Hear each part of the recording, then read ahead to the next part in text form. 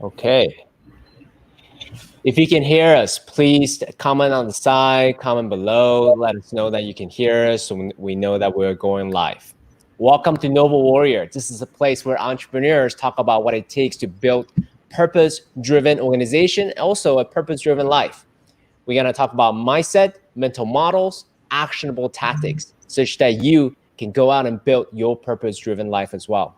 My name is C.K. Lin, biomedical engineering PhD, UCLA, turned technology executive, turned executive coach, specifically for founders and entrepreneurs, focus on mindset and culture. I'm really excited. My next guest is a best-selling author of The Empowerment Paradox, 7 Vital Virtues to Turn Struggle into Strength. And he's a highly sought after speaker and consultant for individual and corporate transformation. And he is a former company president of a global health and wellness company. He's here to share with us that there's purpose in suffering and we can transform for the better when we know how to confront it and respond well. Please welcome Ben Woodward. Thank you very much. It's a pleasure to be here with you today, CK. Thank you so much for being here, my friend. So I want to ask you a quick question. You probably get this a lot. And we'll start with something light. 7 kids. That's a lot of kids. And one on the way. And one on the way. One on the way. We're suckers for punishment. Yeah, right now we've got 7 boys and 1 girl, and we're going to have another girl in the new year. So, yeah. Amazing. So, not to get cliche, but is there an intention behind having as many kids as possible? I mean, having 7 kids with 1 on the way, knowing what you know now, what would you say to someone like me who don't have any kids or who are looking to have a family? What's your perspective there? Well, I think it's important to appreciate, definition of family. You've got to respect each person's interpretation of what their family looks like and what they want to achieve in their family. My wife and I, we're fortunate enough to be able to have children, and we've loved the experience. And for me, and especially for my wife, I mean, Kim, I felt like I became a dad about a few months into being one. Yeah. And whereas Kim, as soon as she was pregnant, she became a mother. And that transformation for her was quite remarkable. And it really has become a defining role for both of us. And I love being a dad, and she loves being a mum more than we love probably anything else. And I wouldn't be able to have as many kids if I didn't have the wife that I have. If it was down to me, my skill set, maybe we'd have a few less. But I've got such confidence and reassurance, knowing that she's the mum, that makes all the difference. Well, God bless all the mothers in the world. Without them, absolutely, the would be hopeless.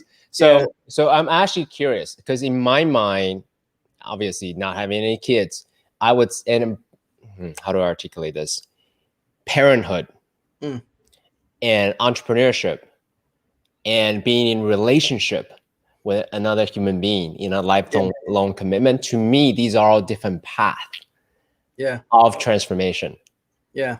So in my mind, I'm hesitant to take on the parenting role yet, because I don't know. I have no idea what that's like. And to me, this is not something that, you get a kid, you're like, I don't like it, let me return it to the store. That's not how it works, right? So curious to know your thought about being an entrepreneur for many years, and being in life partnership for many years, and now being a parent for many years.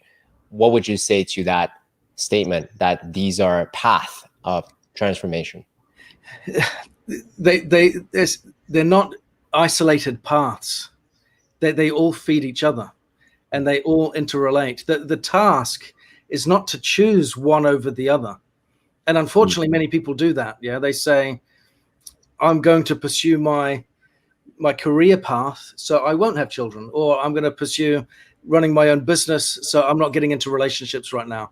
The reality is, learning to balance both and govern yourself that way so that you can manage your priorities appropriately actually feeds and informs both or all of them so much better than if you were just to be single-minded down one track, because it makes you a better person. I'm a better father, for example, because of the career that I've had. The chance that it's given me to travel to 30 countries around the world and be exposed to different cultures and different types of people and different experiences and different communities has opened my eyes up and given my children opportunities that they wouldn't have had if I hadn't have had that career. And at the same time, being a father of 7 has informed me as a leader. Yeah. And I've had so many lessons that I've drawn on there. It still makes you laugh, doesn't it? But being a father of 7 has informed my abilities as a leader, because there's been so much that I've learned in that space. And likewise, juggling all of that with a relationship that you have front and center is critical. So I think it's a little bit like a horse race, rather than saying they're in individual sequences and it's one or the other, or this first and then that. You know, when I got married, my wife was still at university and she was pregnant. We were going to put having children off a little bit and just settle into marriage. And we got married and changed our minds very quickly. And 2 months in, she was pregnant, so that she gave birth to our first a month before our first wedding anniversary. So we've been every couple of years since then having children. She's been pregnant and breastfeeding about 50% of our married life, which is so it's remarkable. Oh my gosh! But she was at university and pregnant at the same time, and my career was changing and progressing and moving forwards whilst I was still having children and the family organization was growing. I believe it's a little bit like a horse race, like I said, rather than being in silos, where every now and then one horse gets out in front and you've got to bring another one up to speed. Yeah, maybe I'm getting too preoccupied with work and I need to give more attention to my wife and children. Or maybe I need to give more attention to my career right now and I need to make that adjustment. You know, so it's just constantly being mindful and learning to balance.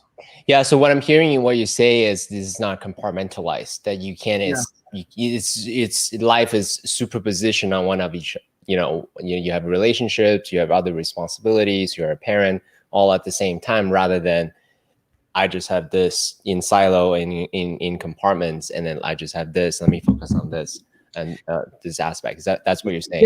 Yeah, because compartmentalizing is really making everything about me, isn't it?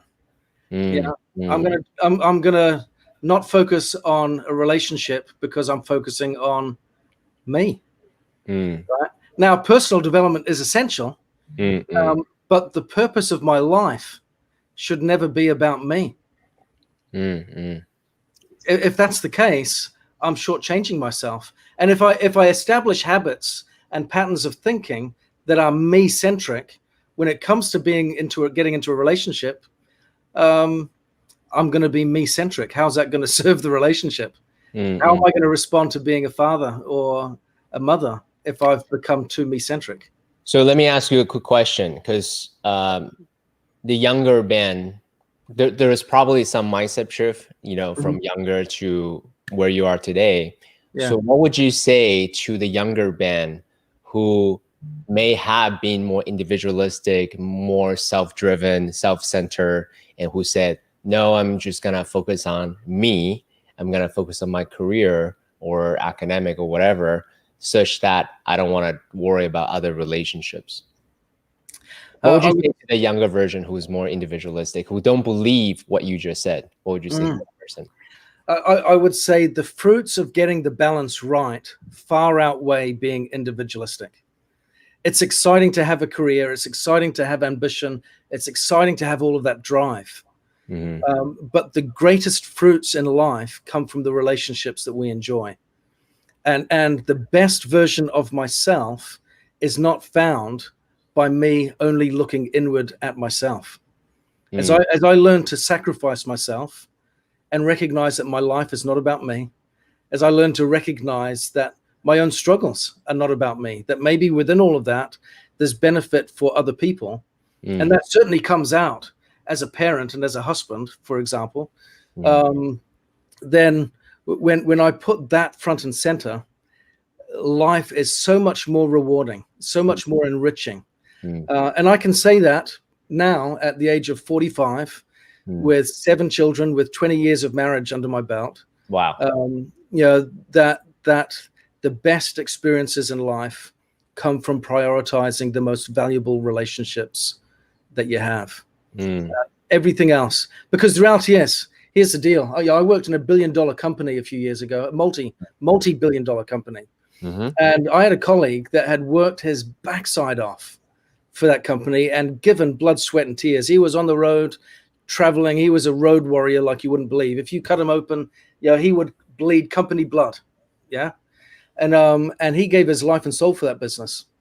And a restructuring took place because the organization was growing, and he was a senior level executive.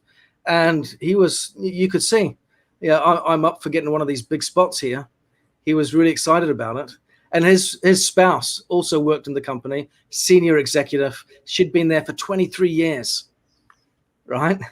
Did the same thing. If you cut her open, she'd bleed company blood, really just devoted to the company. They did this restructure. He's lined up for that corporate, that big spot.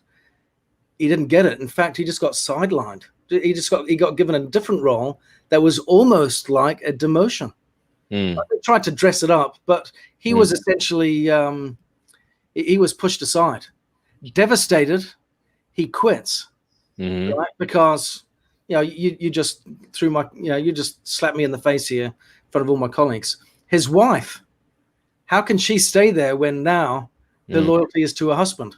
They would have considered this in the restructuring. So what was her 23 years of service as a road warrior? Collateral damage. Right. So what really matters most? Who's going to be at your funeral when you die? Is your former boss going to be there? Maybe they might. Maybe you've got those relationships. But a lot of the time, you put that in perspective. Who's going to be at your funeral? Who's going to really be there and show up? And I just saw that and I thought, we've got to be, my career is my business. If I'm working for someone else, my job is my career, is my business, my brand. It's all, no one's going to be more loyal to me than I am, because when restructuring happens and change happens, and we're seeing a lot of that in the world right now with everything that's going on with the pandemic, right? All that change is going on. Who's going to be most loyal to you? You are. Yeah. And your family. So I think get those relationships front and center, because you will need them over everything else, without a doubt. I appreciate that. Thank you. And then echoing to my own personal journey as well, in the younger days of my life was more about the achievement, right? Going after certain goals and titles and education, whatever it may be, whatever it is I'm going after.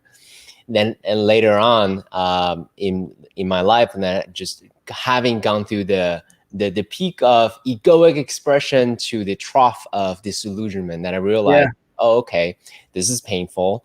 Whatever I'm chasing, these are great, but at the same time, those are illusions. For me, what makes my life rich is these moments of deep relationship, right? Ultimately, what it comes down to, relationship is what makes my life rich. It's the moments, precious moments adding up, that compound interest is what ultimately make my life rich. So I've actually shifted quite a lot from the pursuit of, those, achievement, those still meaningful for me. At the same time, really focus on the atomic unit of this moment right now, right here and now. Yeah. And I'll tell you another reason why that's important. I was fortunate enough to retire from the corporate world at the age of 39. Right. And, as a family of 9, we had our mortgage paid off pretty quick and all that kind of stuff, and live in a financially independent situation. So really grateful for that. I've been very fortunate in that sense. And here's the challenge. I thought I had this milestone in my mind that I wanted to be able to retire financially at the age of 40. That would be a great achievement. And I got it, and it was uneventful. Right, paid the mortgage off, and I thought, this is fantastic. Yeah, and the next day, nothing really changed. I got out of bed the same way that I did the day before. Mm-hmm. Right, Mm-hmm. and I thought, oh, what's going on here? Right, and I had this Mm-hmm. abundance of time, because we all chase this, don't we? If I have the time freedom and the financial independence, now my life's my own. Mm-hmm. What are you going to do with it now? Right, Right. what are you working towards? Because what I found was, all of my vulnerabilities and my personal inadequacies, my character flaws that cause me individual pain, and just maybe I make a bad choice because of a certain weakness or a mindset that I have that is incorrect. All of that stuff still exists. Mm-hmm. So the true happiness, the true joy comes in mastering those moments and mastering self. I think the purpose of life, in a large measure, is self-mastery. Mm-hmm. And then kind of flowing out into the way that we serve others. But that's where purpose and meaning comes from. And I learned that, interestingly, when I go, oh, I'm retired, fantastic, this is great. And actually, no, it wasn't. Well, you were quite fortunate to actually experience that, right? Because that's the American dream, to get out of the quote unquote rat race, right? To be financially independent, financially free. And what's so beautiful that you actually learned that lesson at age 39 versus at 70. Finally, when you get it, or whatever it may be, and you're like, what the F, right? Yeah. What does it all mean? So, but I want to segue to this real quick. I want you to actually talk about your book a little bit. So the title of your book is The Empowerment Paradox. So why did you call it a paradox? Because what I've noticed is there's a lot of self-help gurus out there that will encourage people with a false sense of hope, right? And it frustrates the heck out of me, right? Because they peddle this false hope of saying, okay, let's create this vision boarding kind of experience. Let's look 5 years, 10 years into the future. What does your ideal future look like? Right? And people will create this emotional homeostasis where everything is just right. Yeah, I've got the work-life balance is great. My health is in tip-top shape. My relationships are perfect. My finances are in order. And they remove friction from the experience. Yeah. And that's what they make their future aspirations to become. And that's unfortunately based on a falsehood. We cannot achieve emotional homeostasis. We need the friction. And so the paradox is that there is a duality of joy and suffering. They are two sides of a single reality. They coexist, they work together, they feed each other, and we need both in order for us to become the best version of ourselves. I love that. It's very, so by the way, you don't know this, but Noble Warrior is very much of a, we talk about the yin yang sign quite a lot. Okay. Chinese, I'm a martial artist. So we talk about the duality at the same time, also the integration of this type of duality. And then, as you said, I have a biomedical engineering background as well. Homeostasis, the way that I use it, it's not, all right, everything's perfect, freeze, nobody move, right? Rather, it's a dynamic homeostasis. Things are moving. It's like juggling, right? You don't stop when everything is in the air. You continue to keep going. As you also mentioned, alluding back earlier, that it's not just about focusing on a specific silo of a relationship. Rather, it's focus on everything, such that everything's in dynamic homeostasis. That's what you mean, right? Exactly. That dynamism is essential, and it kind of it applies to the second law of thermodynamics, isn't it? That entropy exists. I think in everything. We look at it from a principle of matter, but it certainly applies. The second law of thermodynamics being, that everything moves from a state of order to a state of disorder over time. Yeah, unless we apply energy to the system and reverse the effect of that entropy. So Yeah, so we see in life, for example, in nature, the wind blows and creates sand dunes. It doesn't create sand castles, Mm. right? And so we see that it just goes to a state of disorder. But the same thing applies to our relationships as well, or to our businesses, or to our minds. Yeah, that if we don't apply energy to the system of our mind, or to our heart, or to our relationship, or to our business, that it will move from a state of order to a state of chaos. And so we need to make sure that there is constantly that engagement with what we're working on in order for it to move forward and be progressive. And that requires effort, friction, and sometimes a little bit of burn. Yeah, I mean, that's part of being human. In my mind, being the beauty of being human, having a human experience, is that we do go through the highest of high and the lowest of lows. And in the going up and down, we learn what it means to be human, what it means, what are our truths and what are our core values. And because, and also what is my wisdom that I wish to pass on to my kids and so forth. In my mind, without trial and tribulation, suffering, at best we can get theoretical understanding of something rather than truly an embodied, integrated, understanding of what we stand for. What would you say to that? 100%. I love the phrase that you used of theoretical at best. Yeah. So there's 2 points I want to address here. There's the theoretical at best, and then there is the willingness to embrace the ups and downs. Yes, the ups and downs are a part of the human experience. We all like the ups.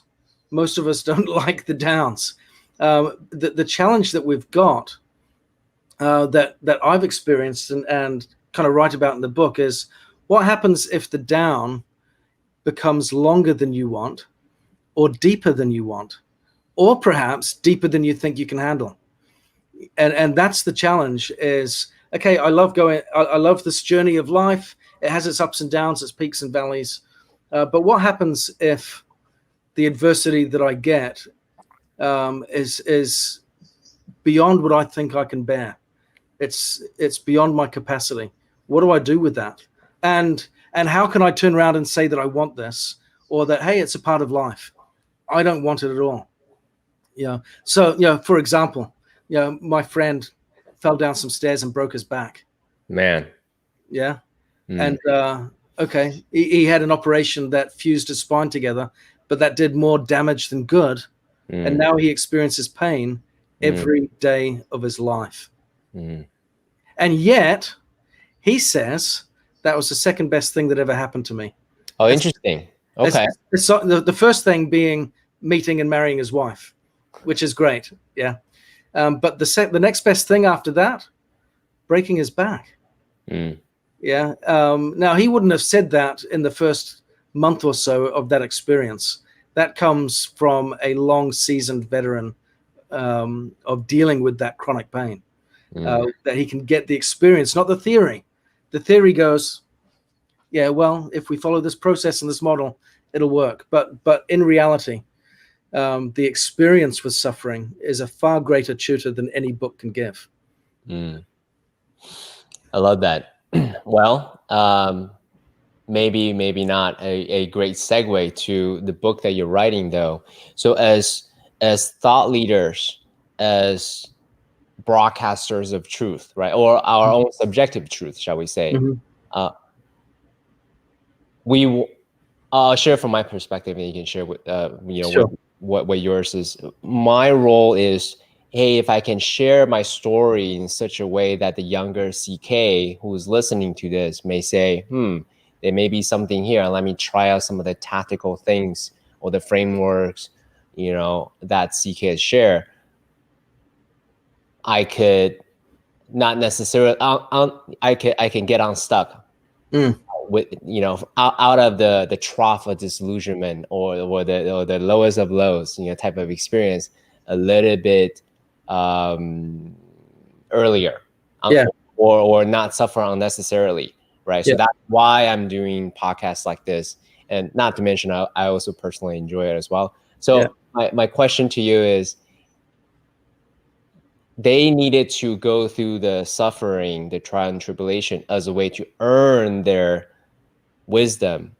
What do you hope to achieve in sharing your story and your wisdom, as an author? It's simple, to give people hope. Yeah, because I'll give you a couple of experiences as an example. And I know the focus here is for entrepreneurs and people that are getting started in their careers and what have you. Trust me when I say this relates. When I grew up in New Zealand. I was born in the UK, grew up in New Zealand. And when I was 22 years old, I decided fairly on a whim that I was going to return to the UK and visit my father, who I hadn't seen since I was 14 years old. And I had, because it was a whim, I had enough for a one-way ticket, and I had £50 in my pocket. That was it.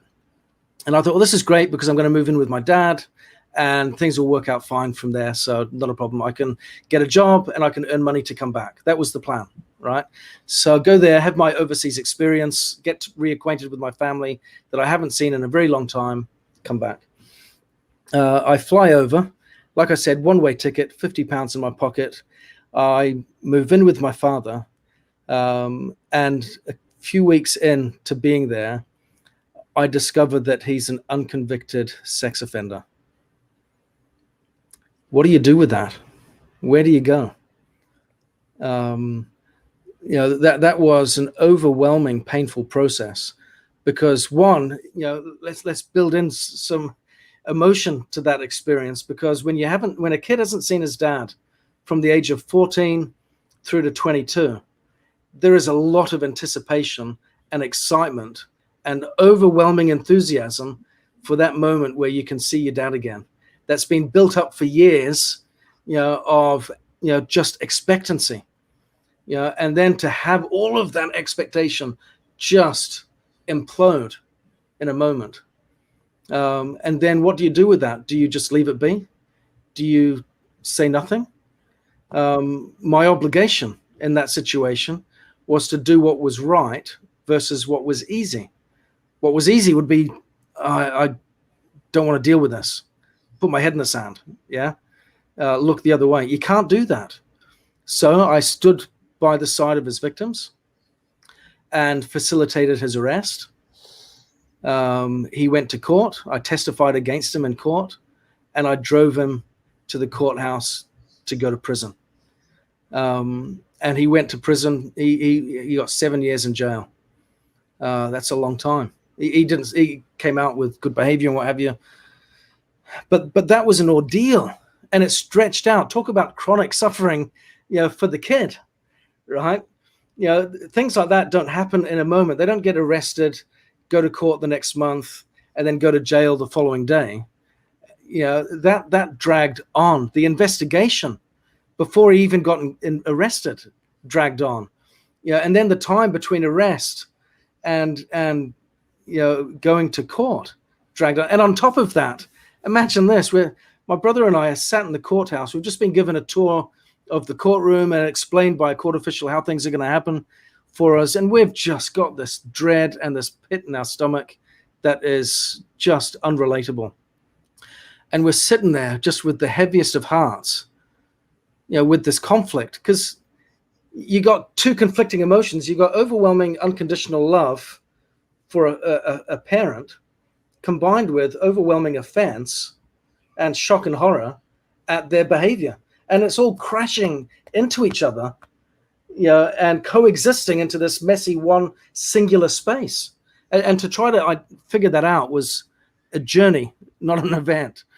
And we're there waiting for the court case to begin. And a court official comes out and says, we have to postpone. Mr. Woodward had a heart attack last night, and he's in hospital. The stress of the ordeal put him in hospital. And so here am I now as a son going, have I done this to him?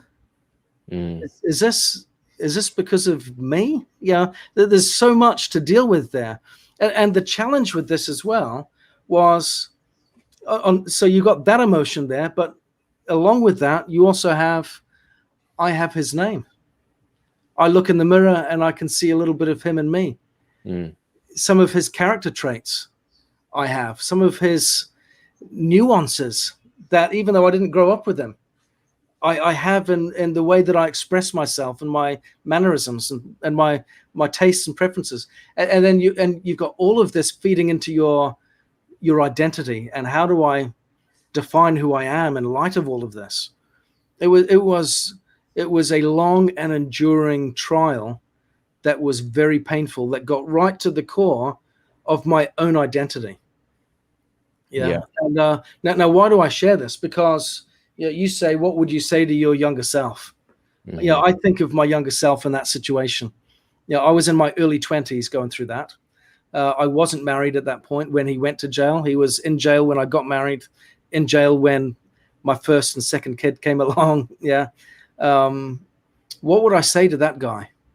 When I'm going through that type of stuff, that first of all, you did the right thing. That doing what is right versus what is easy is always the best choice, and it will always serve you well, and it will serve you well down the road. I didn't do that to be punitive to my father, by the way. I did it as an expression of love. I wanted to do what was right for his victims. I also wanted him to put his life in order, and I imagined if I was in his shoes, I wouldn't have the courage to take the first step. So, So quick question there. Well, first, let me just be the first to say that thank you for sharing so generously and then courageously your story of the inner struggle of identities, mm, going through this ordeal, this yeah, circumstances, right? So really appreciate that. I want to dive deeper into that in a bit. What was the thing I wanted to say? Oh, right. But it didn't be, you didn't have that context, from day one, from the moment when it happened, right? It's yeah, probably a chaotic internal chaos, and then you need to sort it out. It's a journey to even get to that place of clarity. yeah. Can you share with us a little bit of how you did that? And I wanted to use what you share as a teaching moment to the people who are going through crises, who are going through overwhelm or anxiousness or anxiety or whatever circumstances that they're going through, because when those things are happening, it's chaotic, and in finding clarity in chaos is Yeah. challenging. So share with us a little bit about how you get from internal chaos to that level of clarity, what you just shared. Well, that comes to the second half of the title of the book, which is 7 Vital Virtues to Turn Struggle into Strength. Mm-hmm. There are certain virtues that we need to practice that help us in that journey. One of the ones that I struggled with the most in that process was patience. Yeah. Because I wanted it all to be over fast, and I wanted just to be out of the situation as quickly as I could. I wasn't even concerned at that point with learning any particular lesson, or seeing any particular value in the adversity. It's great to using your words from earlier to theoretically put this language around adversity and say, yes, it's the human experience to have the dark spaces and the opposition and what have you, and we need to embrace it. But when you're in it, you necessarily want to say, I'm going to assign value to this, look for the good in it, and where's the lesson? I just want it out. Yeah. And so one of the first points was really learning to be patient with it. My wife and I have a saying in our bedroom on our bookshelf. It says, no one knows how strong they are until being strong is the only choice they have. Yeah. And in that moment, I was kind of in that place because I went to the UK, had that experience. I went to catch up with my father. All of the family that I'd grown up with were on the other side of the world. My support system was not around me. So I was actually going through that process quite alone. Yeah. And so what did I need in order to turn order into out of chaos, get order out of chaos?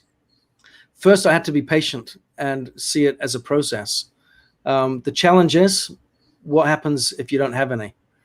What's the starting point? It's so easy from the outside to turn to someone in that moment, say to the younger self, and this is the mistake when, because I love this question that you ask, what would you say to your younger self? I wouldn't say, just be patient. Mm-hmm. Now that sounds, again, paradoxical, because here I am saying you got to have patience. Mm-hmm. Because telling someone to have patience when they don't, for a start, is really annoying. Right? 100% agree. Yes. Yeah. Just be patient. You'll get through this. This too shall pass. If I had patience, I would have been patient already. So exactly. I don't have patience, and you telling me to have patience. It makes you just want to punch them in the head. That's right. It's like, don't tell me that, right? That's right. So the critical thing is, well, how do I develop patience? How do I acquire that when I don't have it? And research has shown that when we can engage our imagination with a circumstance or situation that we're involved in, that imagination enables us to increase and grow our capacity to be patient far more than simply white knuckling it or trying to just grin and bear it through sheer willpower alone. Can you say that again? I missed that. One more time. So our capacity to engage our imagination with a particular trial or difficult set of circumstances increases our ability to be patient far more than simply white knuckling it or using our sheer willpower to just grin and bear it and get through it. So the question is then, how do I develop or engage my imagination in order to increase my capacity to be patient? And the process around that is to have a vision of the end in mind. What does the end look like? And when you're wallowing in self-pity, when you're, just struggling with your sense of self and identity, when you're overwhelmed with the overwhelm of the adversity that you're going through, then being able to take a step back for a small moment and just project yourself into a future state where this is ended, and look at what that is defined like, how that looks and feels, can be very, very transformative. Have you heard of the Stockdale paradox? The what paradox? The Stockdale paradox. I don't know what that word is. Okay. So the Stockdale paradox. Admiral Jim Stockdale was Stockdale, a name. Stockdale. Okay. Yeah, it was a name. Yeah. So Admiral Jim Stockdale was the highest-ranking military official that was captured during the Vietnam War. Okay, and he caught the world's attention for two reasons. One, he was the highest-ranking military official to be captured. He was an admiral. But two, when he came out of that prisoner of war camp, he was imprisoned, I think, for about 8 years. When he came out of that prisoner of war camp, he came out a stronger and better person. So how does that work? Right? While he was imprisoned, he saw his friends and colleagues die around about him. He was tortured at least 20 times. And he had no date. Being a prisoner of war is different to being a regular prisoner. Yep. Being a regular prisoner, you've got a deadline.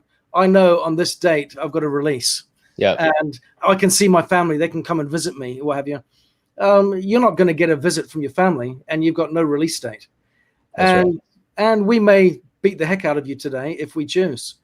Yeah, there's that factor of randomness of I may beat you whenever I want to. Yeah, the randomness and the no end of the whole experience turns it into a very different scenario. So he was being interviewed once, and the person said to him, of all the people that you saw die in the camp, who were the first to go? And he said, if we break it down into three groups, the pessimist, the optimist, the realist, who were the first to die? Because it wasn't from malnourishment. It wasn't because they weren't being fed. They were. So they were dying for other reasons. Who were the first to die?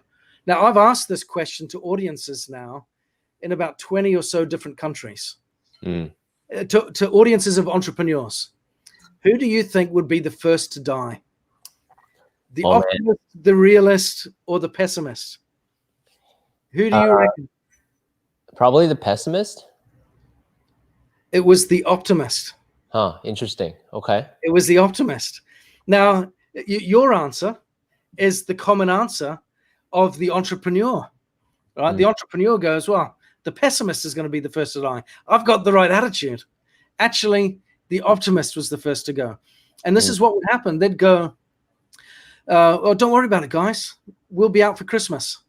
Mm. And then Christmas would come and go. They wouldn't get out. Or don't worry about it. Valentine's Day's coming. We'll be out for then. Thanksgiving, Easter, whatever it might be. We'll be out for this date. And it would come and go, and they wouldn't get out. And they eventually died of a broken spirit. Mm. It just destroyed them. Mm. And so the interviewer said to him, well, what was your approach? What made it work for you? And this is the Stockdale paradox. They named it after him. He said, well, first of all, I had to accept the brutal facts of my present reality. And for him, that was, I'm a prisoner of war. I don't know where I'm getting out. I may get tortured at some point today, right? There's some brutal facts. I don't know about you or about anyone that's listening right now, but I'm pretty sure our brutal facts may not be as brutal as that. Probably not.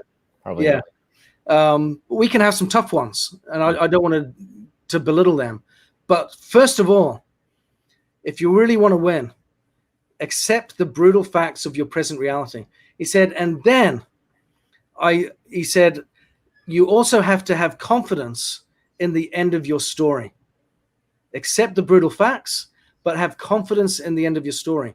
And he said, and for me, the end of my story was, and this was his vision. Yeah, this was the engagement of his imagination to see him through the process and enable him to be patient with his suffering. For me, that was that not only would I get out, but that I would turn this experience into the defining experience of my life. That in retrospect, I would not trade. I'm not going to trade this for anything. It's going to define who I become.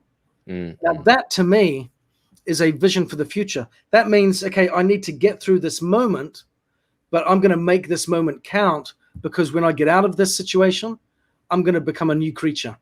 And it's going to give me something that I wouldn't trade for anything. I love that. Thank you for that. There's a lot of different ways I can follow that distinction. Well, one I want to allude to is the idea of being equanimous. So in Buddhism, they say that life is suffering. Yeah. But unpacking suffering is pain is inevitable, but suffering is optional, right? And how do you actually stay outside of suffering or minimize suffering is by distinguish reality for what it is, and then experience whatever reality that you have, the objective reality, as what it is, accepting it, versus adding more meanings and interpretation of, pessimist and optimist as a way to amplify what the objective reality is. So my point of sharing that is that admiral accepted his objective reality. He's prisoner of war. This is what he may have on a certain exit date, and also he had an empowering context. He recontextualized what this event is for his personal narrative. Did I hear that correctly? Yeah, totally. And to add to that, Viktor Frankl, in total agreement with this principle of life is suffering. He said, because all lives experience suffering, if life is to have meaning, then suffering must also have meaning, because whilst time heals all wounds, it also wounds all heals. If you can kind of wrap your head around that. Yeah, for sure. So in that context, if life is to have meaning, there must be meaning in the suffering. And so coming out of that scenario, what is the value of that journey? Well, for a couple of things come to mind here. One, the relationship with my father is what it should be now, versus a pretense of what it might have been if I hadn't have taken the right steps. So that's critical. The people that were victims of his inappropriate behavior have the chance to have justice and move forward with their own lives as well. So there's healing and opportunity for growth for them as well. But that's also fed, and me as a human being, as a principle of confronting the suffering, the pain, have learned immeasurable lessons that have informed my responsibilities as a father, have informed my role as a husband, and have influenced me as a leader. Because as a business leader, as an entrepreneur, I am constantly confronted with the necessity to make tough decisions and to interpret reality versus bury my head in the sand. So quick question. Sorry. Yeah, go ahead. So quick question for you, because I would imagine that your relationship with your father is a complex one, because he has done a deed that's, well, negative. Yeah. I don't know how to articulate it, right? In many ways. Horrific. Right. Yeah. There you go. Right. Yeah. Awesome. Thank you. And at the same time, he's a father and you love him.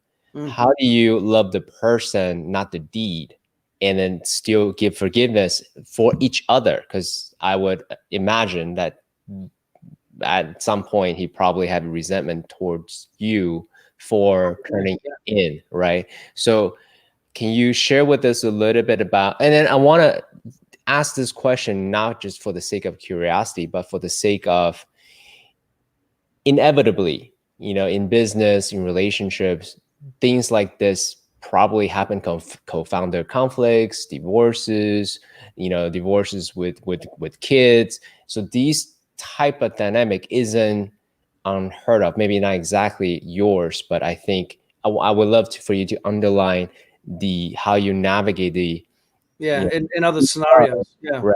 And at the same time forgiving the deed. Yeah.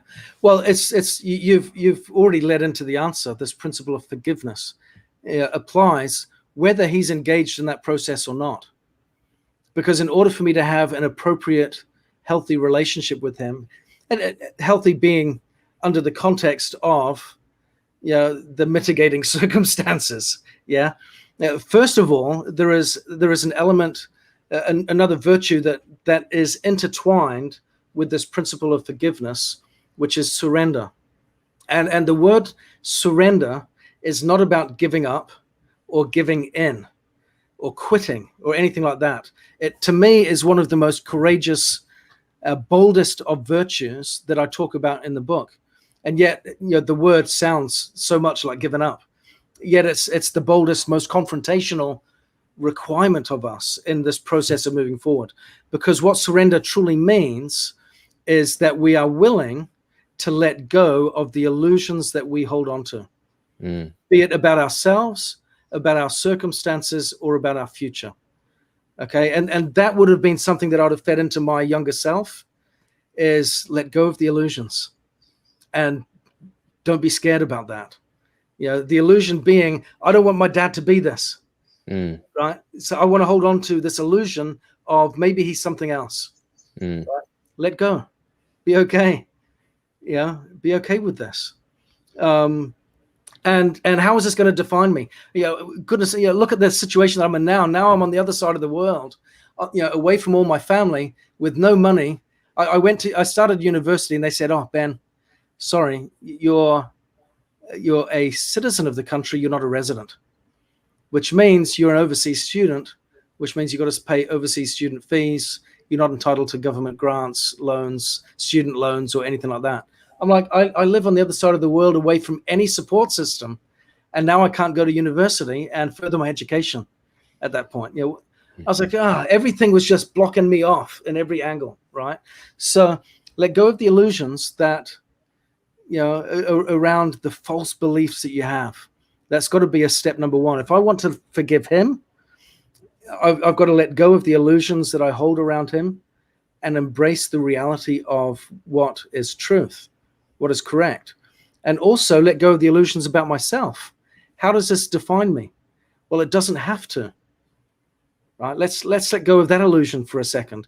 What false beliefs do I have around this circumstance that I need to let go of? Because forgiveness involves that process as well. So if someone's going through a divorce, or if there is employee co-founder conflict, for example, in a startup scenario, let's look at the underlying beliefs that I have around this relationship, and what do I need to let go of? What's incorrect? And that's an important one, because a lot of the time it forces us to look inward at ourselves, and causes us to make some changes before we ask someone else to make some changes. What I found in that journey with my dad, in order to get to a good place where I could have an appropriate relationship, I had to make a lot of changes, which was really, again, paradoxical. How come he's the one that commits the crime and goes to jail, but I'm the one that needs to start making some changes first, right? But that's what needed to happen. You start off with a false belief that he's the one that's done something wrong, so it's on him. Right. No, it's not. No, it's not. He can if he chooses to, but irrespective of that, I have an obligation to forgive and let go. And so I needed to understand what are some underlying core beliefs that I have that are not correct about who is responsible in this relationship. And I had responsibilities too. So I needed to learn how to forgive. And that was a process. And it's a journey of going, okay, I give this over, and then I take it back again. I give it over and I take it back. And you can forgive on Monday, and then on Wednesday you realize you got to do it all over again. Yeah. And what I like about that process, which I didn't like at first, is the chronic nature of some struggles, in the sense of them being ongoing, is they teach a deeper and more profound lesson. If it lasts for a week, we can learn the lesson and we can forget it next month. And so it can have an influence on us, but it doesn't necessarily transform us. But if something is enduring and it's chronic and it's painful and it requires me to forgive on Monday and then again on Tuesday and then again on Wednesday, and I'm working through that, and I'm having to now look introspectively at myself and change myself so that I can have the capacity and the strength to do that. Look at my underlying beliefs that are incorrect and dissect them and pull them apart and reframe my sense of identity and who I am and who I want to be, in order to get through all of this. As I'm going through all of that repeatedly and repeatedly and repeatedly, because what's the alternative? So what you said here, so I want to underline a few things. Man, this is so beautiful. I really, really appreciate that. So I love the way that you recontextualize the chronic pain, whether it be dealing with some kind of physical addictions or depression, or or dealing with the difficult, let's say, a marriage, relationship, whatever it may be. You recontextualize as a way, as a path to really anchor your own wisdom and conviction and the lesson that you learn, versus just enduring through it. I really love that reframe of what you just shared. So thank you so much. I want to be super respectful of your time. So I know that you might, if we go into some rapid fire questions and Sure. Yeah, go for it. I love to talk to you for hours. This is my in case you haven't felt that this is it's good. It's good. I'm talking about. So some people may say, I'm not those people, but some people may say, hey, Ben and CK, you guys seem to really dwell in the suffering part because you want the wisdom, right? The lessons. But what about joy? What about I love that. I'm glad you raised that. Lightness? Yeah. What's your response to that? Yeah, absolutely. The suffering exists, but we're here to experience joy as well, aren't we? Yeah. And so 100% the joy is to be found. Yeah, just like you said before, that there is purpose can be found in suffering, it can also be found in service. So I would say that there are two methods. If you want to find purpose and fulfillment and joy and abundance in your life, Yes, there is joy on the other side of suffering as a reassurance for those that are enduring it. Wisdom is a part of that, but so is joy. But at the same time, if you want to find purpose and greater meaning and greater sense of contribution, then service to others is a way forward as well. And that is a way that we can have an abundance of joy. And it goes back to the very beginning of our interview, when we talked about having the multitude of responsibilities, of being the entrepreneur, but being the spouse or partner, having the family, having children, and so on, is that we can embrace all of that and have an abundance of joy versus compartmentalize and pick and choose. I love that. I can't remember who said this. Paraphrasing this, the meaning of life is finding what you stand for, and the purpose of it is to give it away and then share it with others. Yeah. So Yeah. Thank you. Yeah, absolutely. What would you say about, because what you're doing right now, in my mind, is very courageous. It's very uncommon, sharing very openly about family history, your inner struggle with bipolar. These are things that normal people wouldn't share. In my mind, it takes courage, tremendous courage, to be a noble warrior and share the inner grappling. I love that. I want that. I want to be more open and about sharing who I am, such that I can inspire others, with more hope and optimism and so forth. So can you share with us a little bit about your path to have that courage and be more open as a human being? Yeah, it's really wonderfully mundane because it's all about practice, trial and error, making mistakes, and having a willingness to pick myself up every time I hit the floor. And if you hit the floor 100 times, that's okay, as long as you get up 101. Yeah. Mm-hmm. And it's really been that, and learning to embrace the vulnerability. Like I said before, there are aspects when I got diagnosed with bipolar disorder, I was actually thrilled when I got the diagnosis, which sounds weird. Right? It does. Please elaborate. Yeah. Because wait a second, you just got diagnosed with a mental illness and you're excited about it? How does that work? Because it was causing chaos in my life, right? And I didn't know what was going on. I had an inkling and a feeling, but it took a while to get the diagnosis. But when that happened, the relief. Now I know what's happening. Now I know how to address it. What I learned since was, just because you got the diagnosis doesn't mean you know how to address it. It's an ongoing process of discovery, and sometimes learning the hard way, frustratingly. So that's been a journey. But again, it's been this kind of give and take with this of, I accept it. No, I don't. Maybe the diagnosis is incorrect. Maybe it's something else.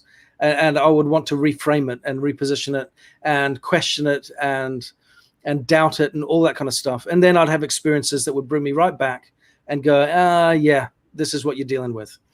But to get to the point where I was willing to open up in a book, because once it's in print, it doesn't come back, or to talk about it in a conversation like this, that was a big step for me, because being the president of a big organization, I've got big networks of people where I've always been field facing, especially as a public speaker. You've got audiences in front of you, to talk about something like mental health and be that candid. It was a big step, but the starting point for me was a surprise. I was at an event, just really quickly. I was at an event as a keynote speaker in the south of England, and I was asked to give two presentations. One was, the journey to success. It was for a group of entrepreneurs. What does success look like as an entrepreneur? And the other question was, what are some of the obstacles and how do we overcome it? How do we deal with the tough stuff? And when I got to day two, dealing with the tough stuff, I thought, I'm going to talk about my disorder here and share that. And, worst case scenario, I don't think I'm going to see this group again. So, nothing lost, right? So this was a case study, a practice for me to see what would happen. And I explained to them that I've got an advantage over you in dealing with adversity and the tough stuff in business. And I said, I'm going to tell you what that is. I have somewhat of a superpower, and that superpower is I have bipolar disorder. And the people that knew me looked shocked, like, wait a minute, what? I did not know that about you.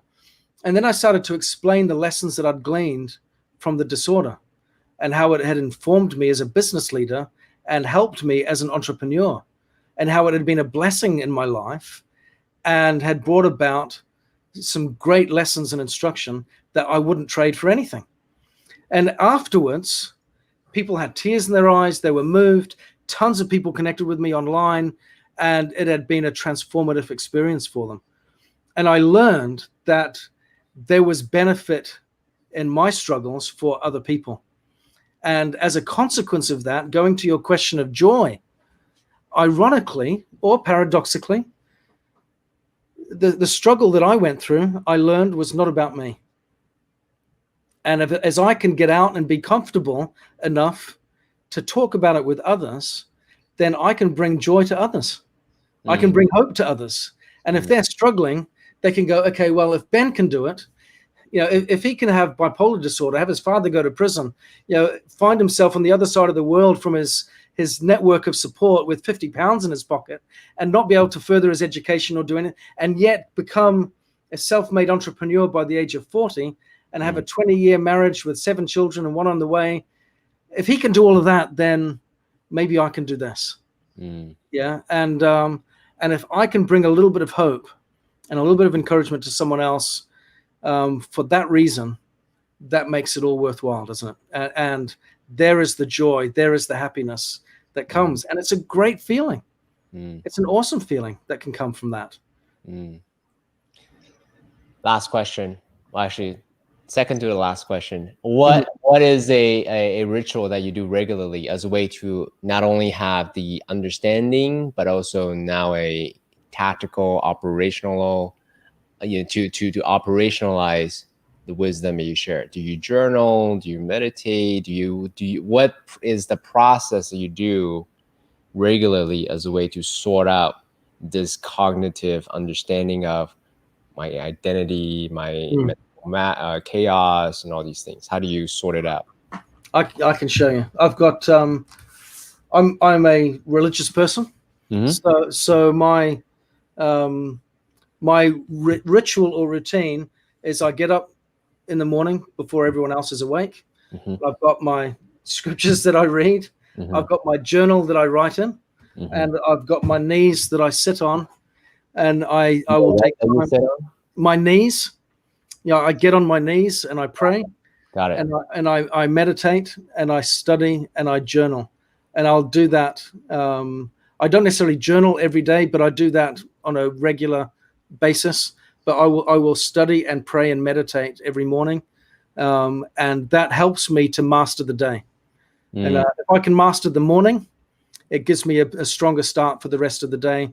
Gives me the right mindset to move forward. And so meditation, stillness, prayer, and uplifting study helps the process. Do you do it concurrently? As in, you have these, the book, the meditation mat, the journal, all at the same time, or do we do it sequentially? It's a bit of both. I start my study with prayer, just to get my mind right in that process. But then, as I'm studying, so I'll be on my knees for that. But then I will be, as I'm studying, I will be prayerful.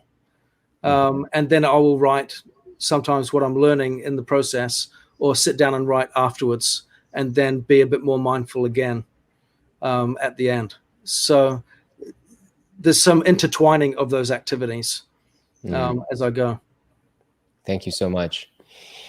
Well, Ben, I want to take a moment to acknowledge you for sharing so generously, courageously about your personal story, your personal, and also, your hero's journey.